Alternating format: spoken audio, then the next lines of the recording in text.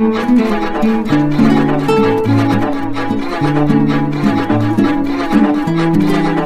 था, आखिर वही कुछ घटित होने जा रहा है। एक बार फिर से नेता प्रतिपक्ष राहुल गांधी को टारगेट पर लिया गया है।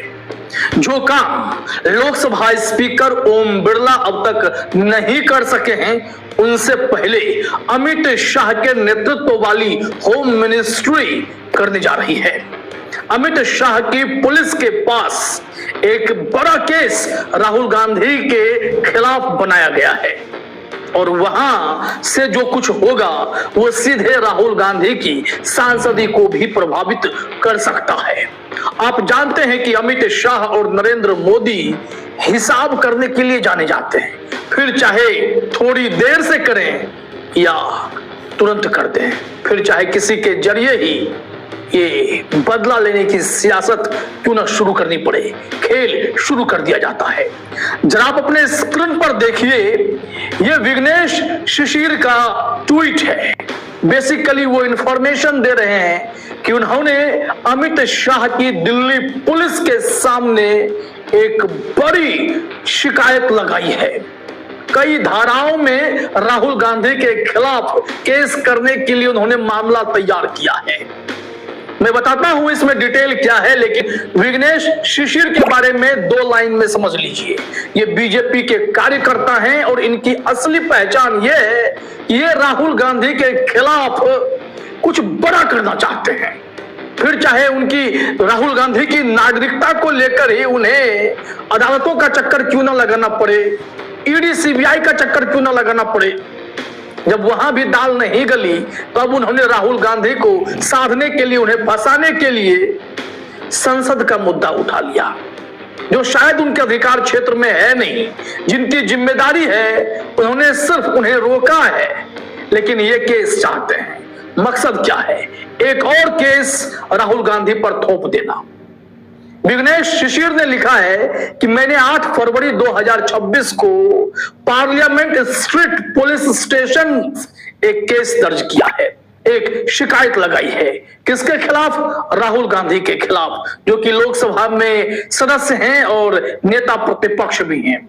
इसके साथ ही साथ उन्होंने पेंगुइन रैंडम हाउस इंडिया और कुछ अननोन लोगों के खिलाफ सीरियस क्रिमिनल ऑफेंस का मामला बनाया है।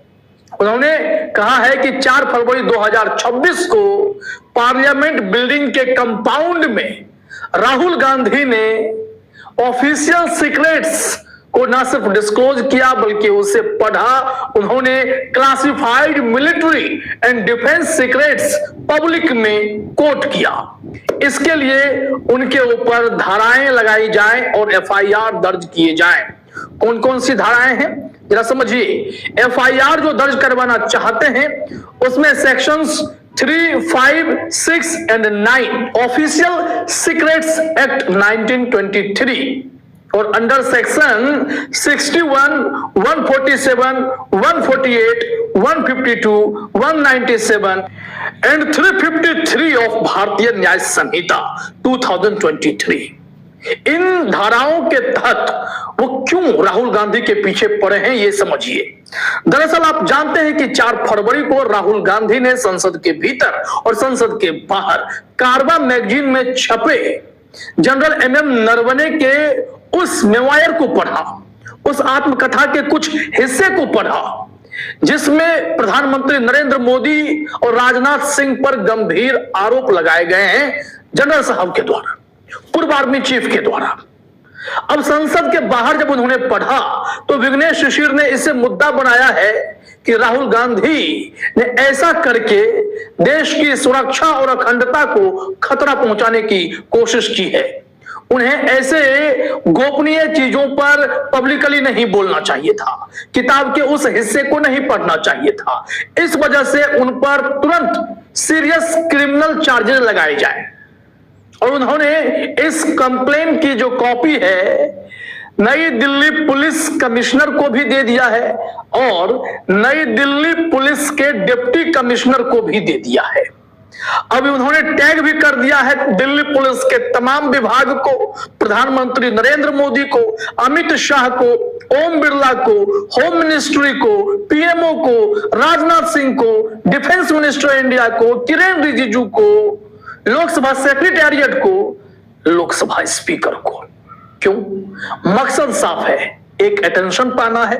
दूसरी बात, इसके जरिए बीजेपी भी अपना हित साधने में लगी है कि राहुल गांधी को उलझाने के लिए एक और बड़ा मौका मिल गया है। पुलिस अमित शाह के कंट्रोल में है, वो इस शिकायत को तुरंत ही एफआईआर में तब्दील कर देगी, इसमें कोई शक ही नहीं है, क्योंकि काम तो अमित शाह के गृह मंत्रालय के इशारे पर ही होना है।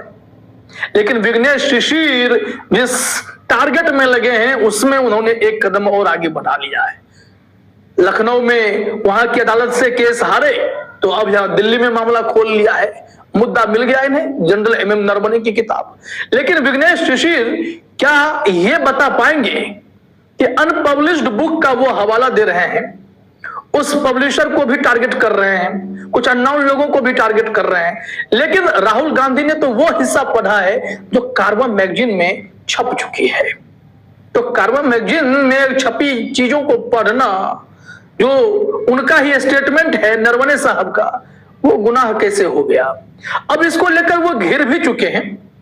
लेकिन एक लाइन में इसमें यह जोड़ना चाहता हूं, जिस पेंगुइन रैंडम हाउस इंडिया की बात हो रही है वो कब से इस किताब को मंजूरी दिलाने के लिए अथक प्रयास कर रहे हैं। रक्षा मंत्रालय के पास ये अथॉरिटी है कि ऐसी सेंसिटिव किताबों को वो कब परमिशन दे। 2020 से 2024 के बीच उसने 35 से ज्यादा किताबों को मंजूरी दी, लेकिन नरवणे की किताब एकमात्र लंबित बुक है जिसे छपने नहीं दिया जा रहा है। इसमें 2020 के गलवान घाटी संघर्ष का जिक्र है, चीन के साथ तनाव और राजनीतिक जो क्रियाएं हुई थी, प्रतिक्रियाएं हुई थी, उसकी चर्चा है। और प्रधानमंत्री मोदी कैसे जो उचित समझो वो करो कहकर बातों को टालने की कोशिश कर रहे थे या फिर अपनी जिम्मेदारी से खुद को विमुख कर रहे थे, सेना के हवाले सब कुछ सौंपने की कोशिश कर रहे थे, वो भी काफी देर से। तो इसको लेकर कहा गया है कि ये क्या चल रहा था देश में, क्या जो हमारा मुखिया है वो निर्णय विहीन हो रखा था। अब यहां से समझिए कि लोग कैसे विघ्नेश शिशिर को अब डायरेक्टली घेर रहे हैं कि आप जो ये कर रहे हैं ये सही नहीं है। सीनियर जर्नलिस्ट अरविंद गुणसेकर ने एक लाइन में लिखा है कि क्या एक private person official secrets act के लिए कोई कंप्लेंट दर्ज करा सकता है? बस इसमें मसला यह है कि लोगों का कहना है यह काम तो पहले लोकसभा स्पीकर ओम बिरला को करना चाहिए था, यह उनके पार्लियामेंट का मैटर है, नहीं तो मामला कोर्ट से क्लियर होना चाहिए था। पुलिस की भूमिका यहां पर कैसे आ रही है, यह डायरेक्शन कहां से आएगा, यह एक बड़ा सवाल है। इस पर कई लोगों ने उनसे सवाल भी पूछा है। पहला सवाल यह है, क्या आप इस घटना को लेकर श्योर हैं कि पार्लियामेंट के कैंपस में या इनसाइड द पार्लियामेंट कोई घटना घटेगी तो वो पुलिस सीधे दखल दे सकती है, वो एक्शन ले सकती है? उनका कहना है कि speaker is responsible, Lok Sabha speaker को करना चाहिए था, उन्हें एक्शन लेना चाहिए था और बाद में कोर्ट इसमें पिक्चर में आ सकता है।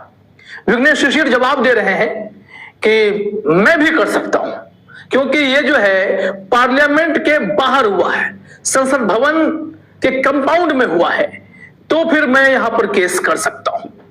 फिर भी उन्हें बताने की कोशिश है कि आपका दायरा नहीं बनता है। लेकिन गौर कीजिए, लोकसभा स्पीकर ओम बिरला बस संसद में इसे पढ़ने देने से रोक रहे हैं, लेकिन राहुल गांधी ने सबके सामने पूरी दुनिया को यह बता दिया है कि उस किताब में क्या लिखा गया है। वो प्रधानमंत्री नरेंद्र मोदी को यह किताब भेंट भी करने के लिए तैयार हैं। लेकिन समस्या यह है कि प्रधानमंत्री नरेंद्र मोदी, अमित शाह, राजनाथ सिंह राहुल गांधी को डायरेक्टली टारगेट करने की बजाय अपने इन पार्टी के कार्यकर्ताओं के जरिए निशाने लगाने की कोशिश करते हैं। और यहां पर यही टारगेट होता है कि कैसे कभी सरनेम केस में सांसदी छीन ली जाए, तो कभी नागरिकता के केस में उन्हें सालों साल उलझाया जाए, तो कभी इस किताब के आड़ में उनकी सांसदी पर खतरा मंडराने दिया जाए, उन्हें परेशान किया जाए, टारगेट किया जाए, ताकि जो बड़े बड़े मुद्दे हैं उनसे ध्यान भटका दिया जाए।